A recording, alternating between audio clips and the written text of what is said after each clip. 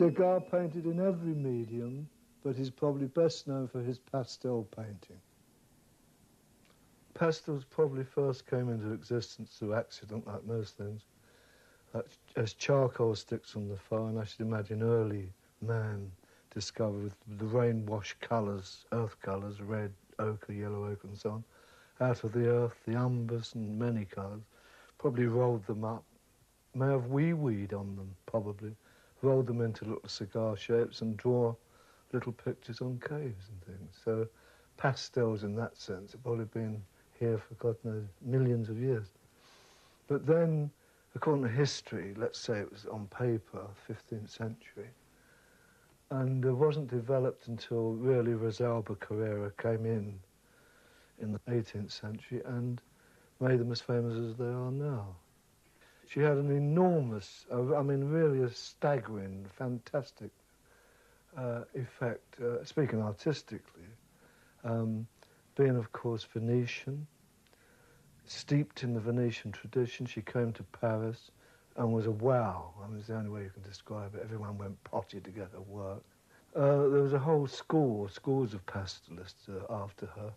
Many went to her for advice. She taught freely. And Quentin de la Tour is one, and Chardin, another. And they, too, are always synonymous with beauty as draftsmanship. I mean, Latour's work is fantastic for its characterization of the sitters. They did mainly portraiture, and Chardin probably would have done some still lifes if he loved that. And people like Francis Coates and John Russell practiced it to a great degree. Of course, Gainsborough practiced it. And one can almost say most painters practiced it in one way or another, usually, not necessarily professionally, but as sketches, because it comes under the realm, although we call it pastel painting, it comes under the realm of drawing. Degas would quite naturally go to it because of the quality of the medium and the immediacy of the result and the relatively simple way he could cart round half a dozen or a dozen sticks in a little box and make colour notes without knocking up colour on a palette in the middle of a cafe concert. In 1874, Degas painted one of his most famous paintings of a ballet scene which is called The Dance Class. The original is an oil painting, and I've made a pastel drawing out of this to save making a slavish copy of the original oil painting, to show a little of his technique of working. He would most probably use camera to make a few photographs, and then would make drawings from these and from life, so that these are more or less the ingredients, the mixture to make the pudding. Each one of these persons, although is not identifiable, except possibly for Jules Perrault, who's a famous ballet master, old Jules holding the stick that he thumped the floor at the time for the girls to make their various movements. And he taught in all the great ballet schools of Paris. These girls are more or less anonymous, but they would have been known to Degas because he saw their faces, they posed for him. He made numerous sketches, both in the studio and in the ballet schools and behind the schools, in the foyers and everything. They would work in many mediums, and having decided to make this painting, instead of kind of posing it all was impossible because of the movement, and even the camera of those days would have been over an hour probably, and everyone having to stand still. He went to his portfolio of sketches. This is why some of these sketches are dated at different periods from the physical happening of the painting itself. Degas would have used probably charcoal and white, being a very simple medium, in order to achieve his ends, to give him a very quick and rough sketch in, and made probably several of them. And probably the ultimate sketch for his painting would have been similar to this, in which he utilizes the figures from his sketchbooks and photographs from his camera and his pre-knowledge and incredible knowledge of what went on behind the scenes in the theatre and ballet and so on, and would have established this. He had a predilection, unusual amongst his contemporaries of observing, as Toulouse-Lautrec had done in the Moulin Rouge and all that, the attitudes of the people, the barman, the work people, the general aspect of low life, as it's termed, and anyone scratching their neck, back, behind or anything would have afforded a touch of humour in an otherwise serious occupation.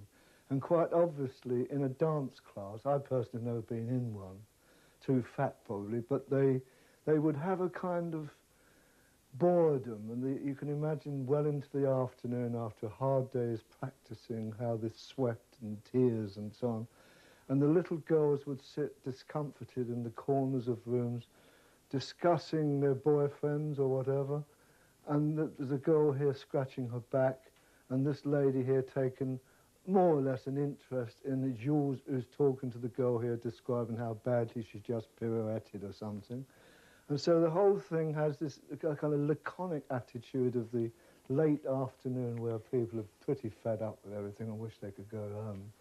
And he would observe these things, and this would give him a kind of impetus to destroy the myth that all is beautiful on the stage. We all know that there's sweat behind the scenes, very much so in some cases. And you have this wonderful design creeping through this particular painting with the columns, they're pilasters actually, pilasters doing a downward stroke, and all downward strokes, all lateral strokes, downward and across, create calm and peace. And within this calm and peace is the bustle and activity, but laconically so, no mad movement, of these girls standing and waiting for their instructions or bored with it all. The next move would be to make a series of sketches in colour. This, he would probably use watercolour, gouache, any tempera, anything like this, just to get a feeling. But you must remember, in a dress rehearsal, they would be wearing colour. The sashes, especially of the girls, presented themselves. And as he grew older, like most people, he exaggerated everything. So the little sashes of the girls, the ribbons in the hair, the very effeminate and very French aspect of ballet in France would be brought forth in a very undistinguishable way of painting, because it had never been painted before quite like this.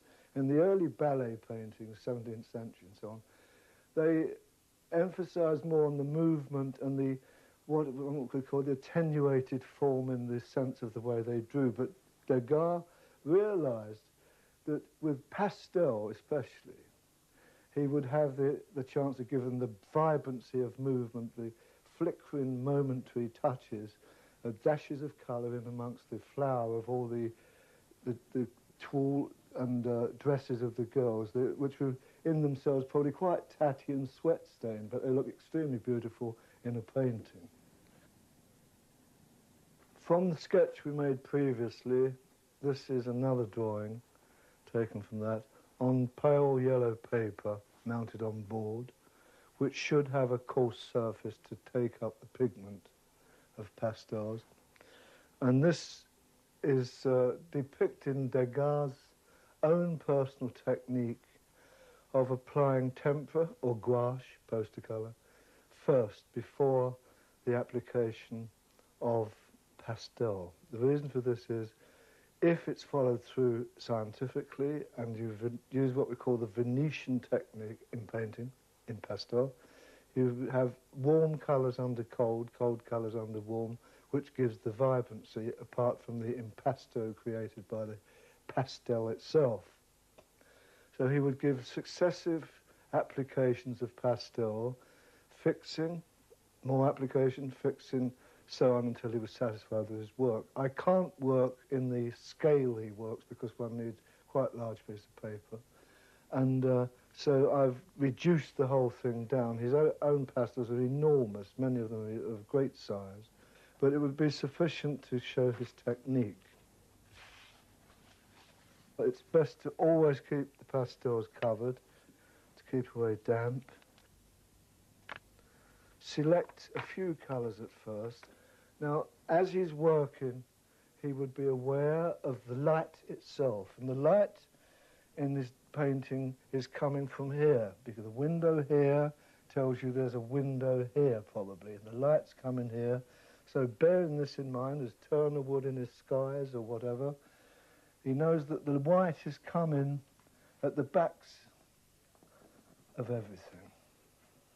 And the dark will be this side, and there will be reflected lights, what we call reflected lights, coming from the green wall. So I'll do a bit of house painting. He would work very quickly. This is light. This is light. The colour of the wall is green. It's probably a green distemper in those days. And he would depict this very quickly with the side of the pastel, making no attempt to fuse it with a torche, which is the old method of the masters before him. Variations like this of colour, which register from a distance with much more vibrancy. One green, I've used one green and white. Now I pick up another green. I'm not over-exaggerating. This is virtually as fast as he would work. And so we achieve a certain vibrancy, and here we would smudge a bit in order to create a little bit of merging up into the cornice part. He would bring in a little bit of the green up under there, because colour always lends itself to the adjacent areas of whatever. And then very quickly, ignoring his underpainting is very strong. This serves a dual purpose of softening the drawing lines that are all going to the vanishing point, and at the same time creating a unity. And white, as a non-colour, partakes, it's a negation of all colour.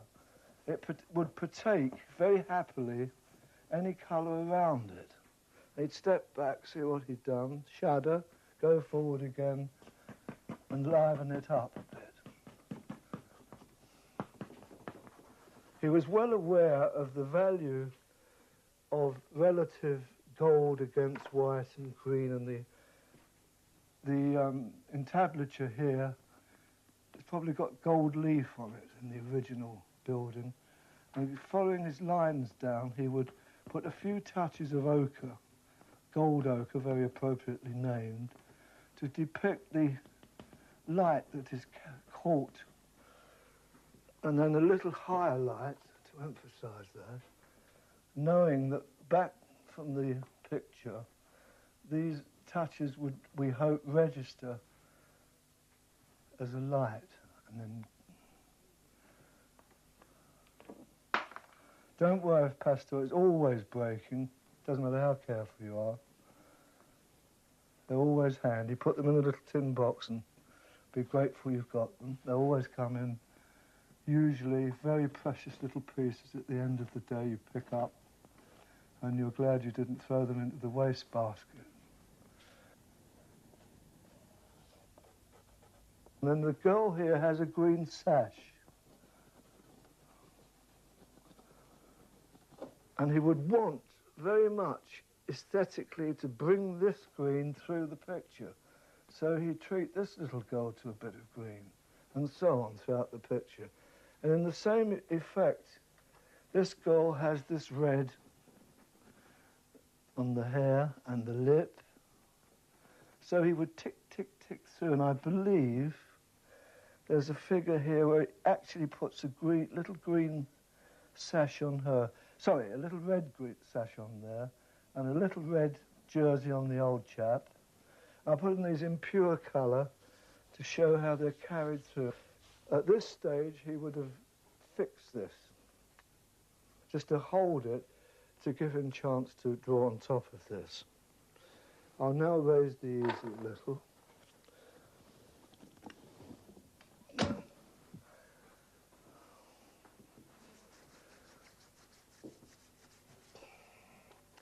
He would now ignoring the figures because Sir Joshua, not because Sir Joshua Reynolds said it, but it's a known fact that the background is as important as the figures. Indeed, shapes within shapes are as important as the shapes themselves. If you look at a horse or a human being, it's the shape between the legs that tells me, for example, that I've drawn this leg too far away from this, because the shape in there should be less. And we learn, we double check like this. And you very quickly establish let's call it a floor colour, which is it's a neutral colour actually. There's a little doggy here.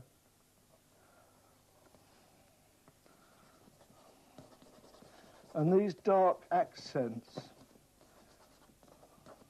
are going over his pastel, and also over his gouache or tempera. The shadows from the staff of Jules would throw a line like this. And as crudely as one applies it, it gives a direction of the plane of the floor and also a certain movement, giving the movement of the drawing. And it always gradates, shadow always gradates from strong to weak. And if the lines are taken across, it binds figures together. And in all kinds of painting in which shadow is depicted, it helps the light, it creates the ambience of the painting. Indeed, it creates the mood quite often. Up here he has, and you must remember I'm not working from the original and don't know the colours exactly, but up here, and I'm doing a pastel on the original as an oil painting, there are the shadows around the girl's feet, which one emphasises this, and after puts light on it, and this, and afterwards you put light on it, and a dark accent here and there, just to create the more dark you put, the lighter the two twos become. And the area around this figure is very difficult to draw, this type of figure, but Degas was almost obsessed with the back view of people, which he'd taken, of course, from Ang, and was well aware of the... She also would be standing based on the lateral, with her back towards you. It gives you the feeling you want to look over her shoulder into the picture. And all these ploys are used by painters as part of their craft. And the beauty of pastel is the smudgy quality. You can get different textures according to the paper you're working on. It's a messy business, but quite beautiful. And remembering the green of the sash, the walls, as an excuse to bring green back into this part of the picture, he's drawn, or painted in this case, a very beautiful watering can, which was used to lay the dust kicked up by the little sweetie pies. After the first or second coat of applied of pastel, it's necessary to fix it. This can be done with an atomizer.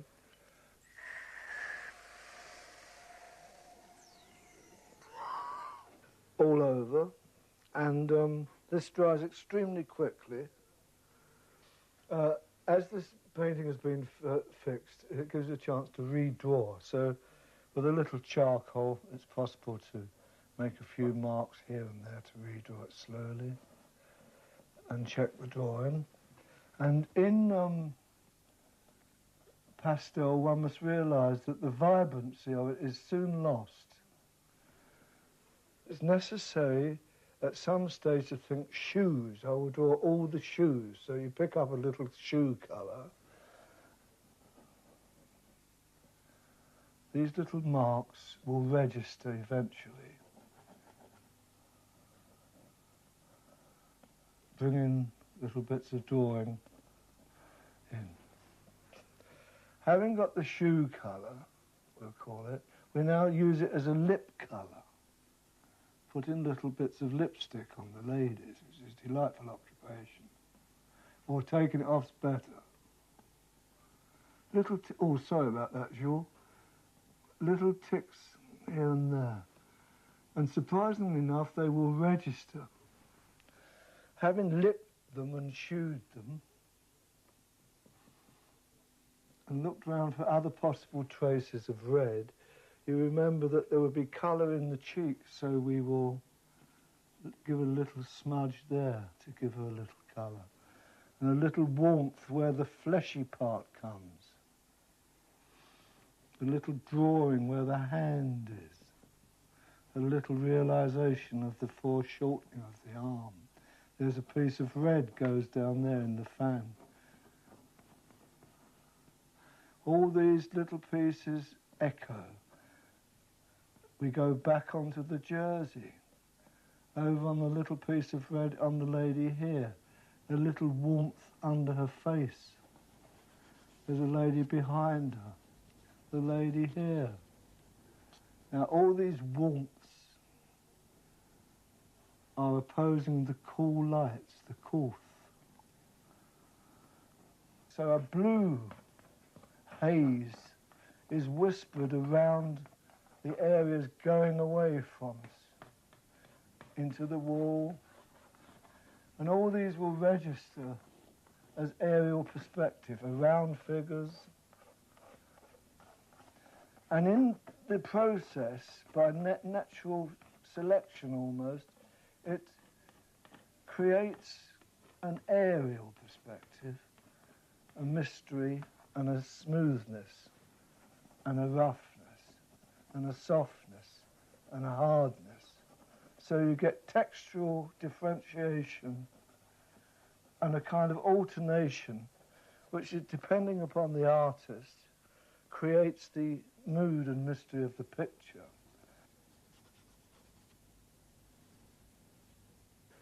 At a late stage in the painting, two things transpire necessary, is the ultimate whites, lights, and the ultimate darks.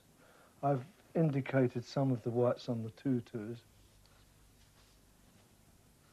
They use black, or that he used black, extensively to differentiate the flesh and to create a foil. And this will bounce across. This is an old trick. It was used by Gainsborough, in which it was said that his painting in the Kenwood Museum would fall to pieces if it wasn't for the black band around the lady's neck. And this is true. It holds, it gives a relative tone to everything. It all can be merged in shadows with a finger and so forth. Black is a magical colour. Renoir called black the queen of colours, but it was taken away from the palettes of the Impressionists. So we come back eventually to the old fellow's staff, down here on the golden section, dark, with its little bit of shadow going through. And so we could go right through the whole picture, little bits of dark on all the ribbons. And black is the one colour that doesn't change as it goes away into the distance. In other words, it retains its darkness as it goes away. The closer black is to you, the greyer it becomes, contrary to all other colours.